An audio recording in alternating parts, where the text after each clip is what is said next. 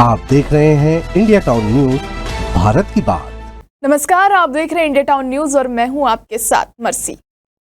चहचहाती, फुदकती, रंग बिरंगे पंख वाली चिड़िया रानी भला किसे अच्छी नहीं लगती।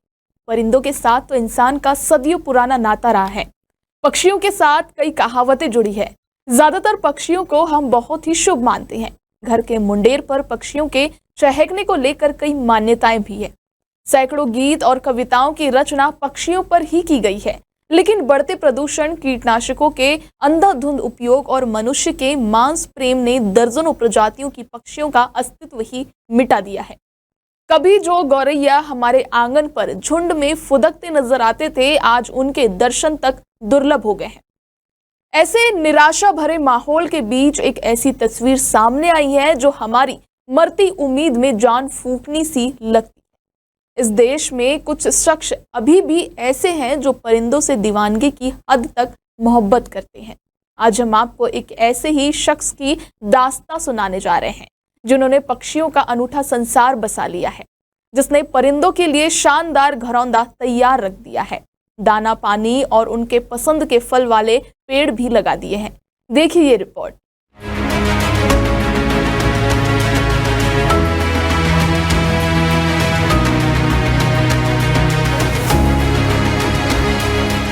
मुसलमान शब्द सुनते ही मन में एक छवि उभर आती है मांस के शौकीन कौम की। मुसलमानों को बकरे, मुर्गों के अलावा कुछ पंछियों के मांस का शौकीन माना जाता है, लेकिन इस धारणा को बदलकर रख दिया है मध्य प्रदेश के बड़वानी शहर की सतपुड़ा कॉलोनी निवासी पक्षी प्रेमी केजर आदिल ने। पेशे से कपड़ा व्यवसायी आदिल भाई ने पक्षियों को राहत पहुंचाने और उन्हें सुरक्षा देने के लिए बर्ड गार्डन तैयार किया है।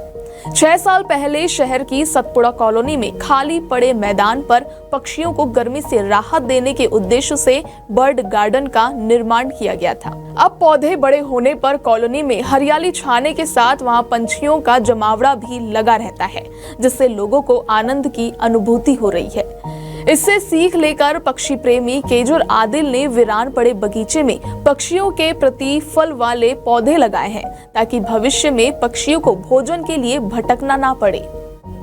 लॉकडाउन के टाइम के ऊपर फ्री टाइम था तो पेड़ पौधे तो शुरू से लगाया करते थे, लेकिन वो बहुत कम तादाद के अंदर लगाया करते थे। लॉकडाउन के तो समय ज़्यादा था, तो समय का सदुपयोग करते हुए अपने घर के पास के अंदर गार्डन है, उसमें खाली ज़मीन के ऊपर, बगीचे की खाली ज़मीन के ऊपर जो देसी प्लांट्स है जिसकी लॉन्ग लाइफ है और इन्वायरमेंट के लिए फ़ायदेमंद थे, वो पौधे लगाए।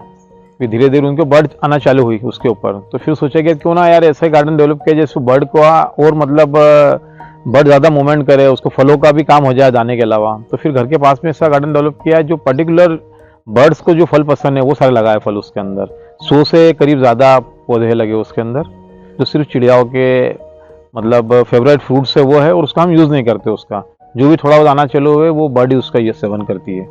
केजर आदिल बताते हैं कि गर्मी में पंछियों के लिए दाना पानी की व्यवस्था तो करते ही हैं, लेकिन उन्हें प्राकृतिक माहौल नहीं मिल पाता है।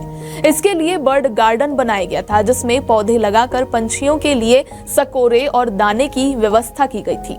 इसके बाद अब पूरे गार्डन में दिन भर पक्षी की चहचहाहट सुनाई देती है।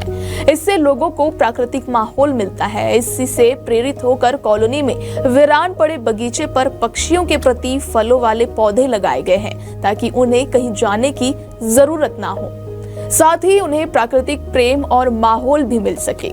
यहाँ पर उनका भोजन मिलेगा तो वह अपना घर बनाने के साथ अपना परिवार भी बढ़ा सकेगी, जिससे पक्षियों की संख्या में भी वृद्धि होगी। उन्होंने बताया कि बगीचे में पक्षियों के लिए 10 से अधिक प्रजाति के पौधे लगाए गए हैं। पास में बने बर्ड गार्डन में भी पक्षियों की संख्या पहले की तुलना में बढ़ी है। यहाँ पर कई नई प्रजातियों के पक्षी भी आने लगे हैं। बोहरा समाज के 52वें धर्मगुरु डॉक्टर सैयदना मोहम्मद बुरहानुद्दीन मौला की 114वीं सालगिरह पर बोहरा समाज के 53वें धर्मगुरु ने सेव द स्पैरो अभियान चलाया है। इसमें पक्षियों के संरक्षण के लिए समाज ने शहर में 1000 बर्ड फीटर का निःशुल्क वितरण किया है, जिससे पक्षियों की सुरक्षा हो सके।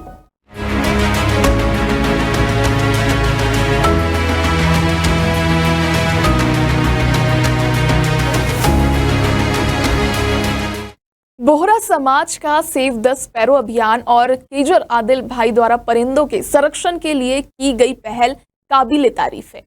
हम और आप सभी को ऐसी ही पहल करनी होगी, तभी हमारे आने वाली नस्लें परिंदों से वाकिफ हो पाएगी। ये खबर भेजी है बड़वानी से आदित्य शर्मा ने और इसे अपने शब्दों में संवारा है इंद्रचंद जैन ने। फिलहाल आज के लिए इतना ही और आप देखते रहिए इंडिया टाउन न्यूज़, भारत की बात।